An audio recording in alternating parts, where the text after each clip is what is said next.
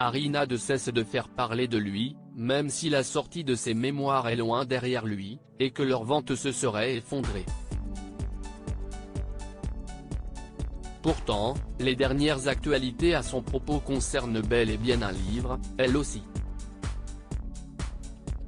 Celui de Robert Jobson, sobrement intitulé Notre roi, Charles III. Les tensions présentes entre Harry et Meghan, qu'un présentateur accuse d'être assoiffé d'argent, et la famille royale ont longuement été commentées par la presse, les Britanniques, mais aussi par des proches de la couronne, même si le prince pourrait être finalement pardonné.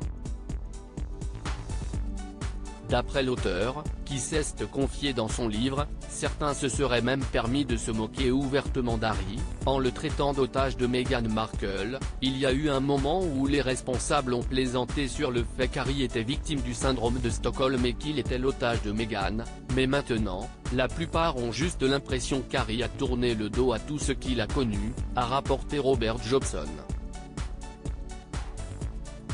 Harry, même la reine Elisabeth II s'était lassée de son comportement. Toujours d'après l'auteur, Harry n'avait plus trop de personnes de son côté, dans la famille royale, avant son départ pour les États-Unis.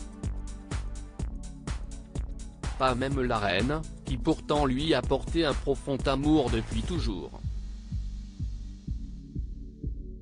Cette dernière avait malheureusement aussi fini par se lasser du comportement d'Harry et de sa femme, Meghan.